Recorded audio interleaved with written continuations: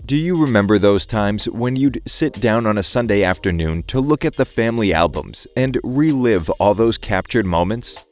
But if I told you that nostalgia and melancholy are the last feelings the Kardashian-Jenner family has when they remember their childhood years, would you believe me?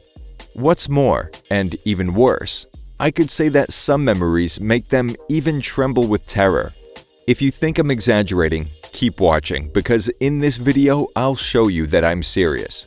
So subscribe to the channel and turn on the notification bell to not miss any of our videos. Now let's get started.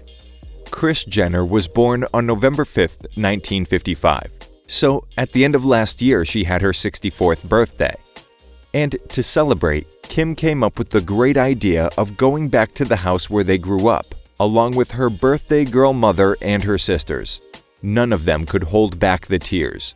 But what was the reason for that?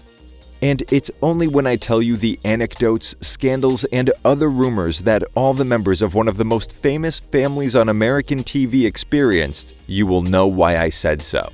But before I tell you about the childhood of the Kardashian-Jenner sisters, I have to mention some details about those responsible for giving life to the members of that clan.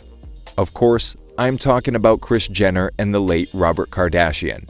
They decided to tie the knot in 1978, but not before going through a series of tests Bob put his then future wife through.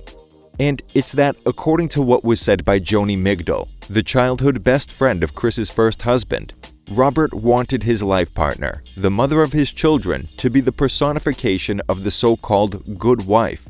Well, apparently Bob wanted to marry the perfect wife and mother, if she even existed, and hoped to find her in Kriss. The truth is that he wanted to find a dedicated, self-sacrificing, faithful, and loving woman so badly, but once he married Kriss, he somehow realized that she was the opposite of what he was looking for. I'm only saying that based on the profile of the woman that reportedly he was looking for. Now that I made this clear, let me explain exactly what I mean. And it's that, according to the story, almost immediately after they got married and moved into their mansion in Beverly Hills, Kris was pregnant. She gave birth to her first daughter Courtney when she was 24 years old. And a year later, they welcomed Kim into their lives. So almost in the blink of an eye, Kris went from being a pretty and innocent single girl to being a young mother of two daughters who was barely 25 years old. Frustration and life in the exclusive Californian suburb apparently pushed the young wife to seek solace in partying and in drinking, so she returned home late at night. And that's still before the arrival of the other two children of the young marriage to complete the quartet of offspring. Khloe in 1984 and Robert in 1987. Kris's alleged party lifestyle reached such a degree that in some secret documents that Rob Kardashian had allegedly written and that were published many years later, he said how before Christmas in 1989, his wife left him and his 4 children without even saying where she was going, and without a phone number to reach her. The truth is that Kris's weakness for drinking and partying, as well as rumored infidelity, was what ended up destroying their marriage completely. But I'll tell you about that in a moment. For now, I want to tell you that the momager not only tried to take out her frustrations through her escapades, but when she was at home and she wasn't able to go out to a party, she supposedly took her annoyance out on her children, mainly on poor Kim. However, despite the fact that the second of her daughters was the target, it was Khloe who was really hurt by those alleged years of negligent motherhood. And it's that Khloe revealed in her book, Strong Looks Better Naked, that she was kind of an ugly duckling of the family, because in her adolescence she wasn't as thin as her sisters.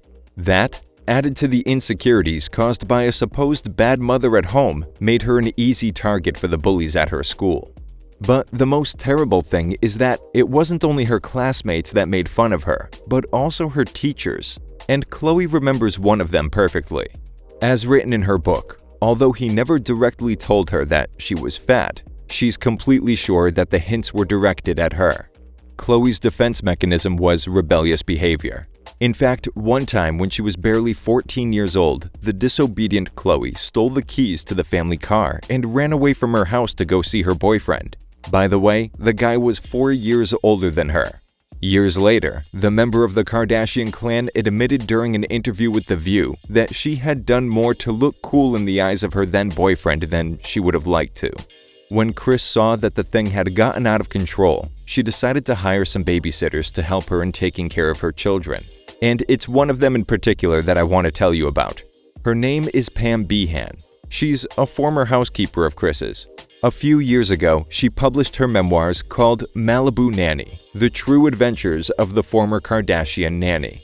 One of the things she revealed in the book was how Kris would get if she forgot to buy, for instance, broccoli, or some other item that, by the way, many times wasn't even on the shopping list. However, one of the most shocking details that Pam revealed was when she wrote how the Kardashian children woke up in the middle of the night screaming in terror from the nightmares they had because of the tragic murder of Nicole Brown Simpson.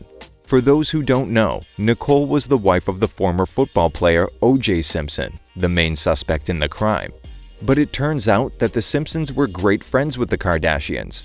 They went on vacation together, organized barbecues, and so on. In fact, Robert and OJ were such good friends that because he was a respected lawyer, Rob was one of the members of Simpsons' defense team in the so-called trial of the century.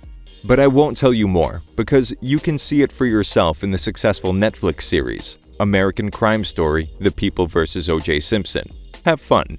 But going back to the friendship between Robert Kardashian and OJ, best friends shouldn't share everything. But why did I say that? Well, because there's a rumor that O.J. Simpson spent some quality time with Mrs. Kris Kardashian in a bathtub in the Kardashian family's own residence when Rob wasn't at home. Well, to finish off that story, the gossip says that Khloe is the fruit of that alleged affair.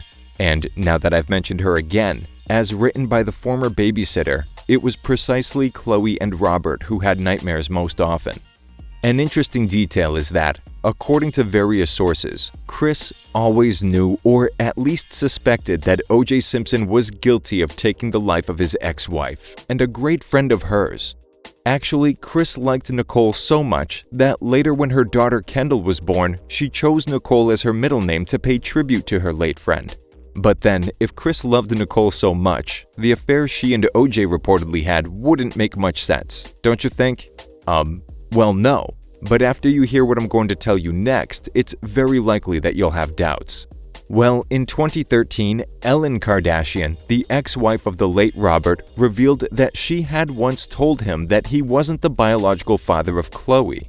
Did you think that Khloe was going to stay silent? Obviously not.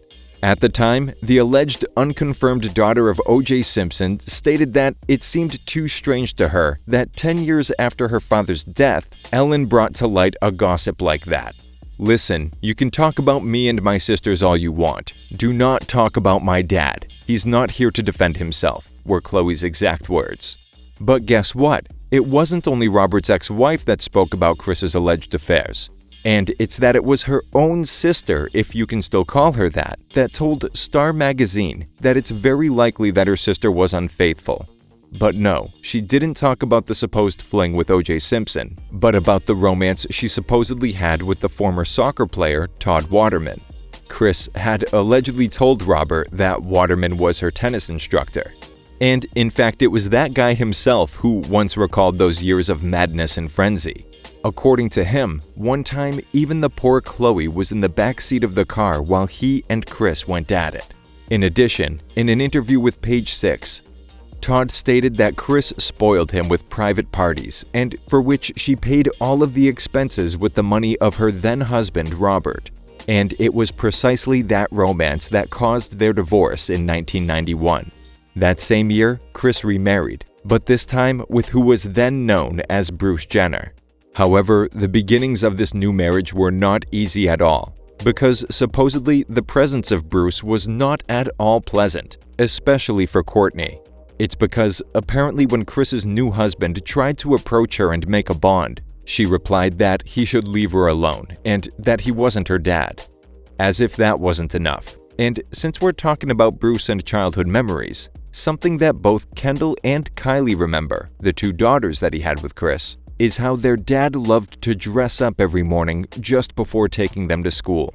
But they are not the only ones who have such memories of Bruce. His ex-wife, Kristi Kraunover, said that apparently after their divorce, Bruce started to visit the Playboy Mansion frequently, and during the parties that were organized there, he would dress up as the iconic bunnies in the house. Geez, now I'm wondering if the tears that the famous sisters shed when they visited their old house in November were nostalgic melancholy or straight-up sadness. What do you think?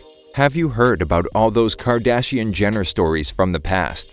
Let us know in the comments, and don't forget to subscribe to our channel to not miss our content that you will surely love. Until next time.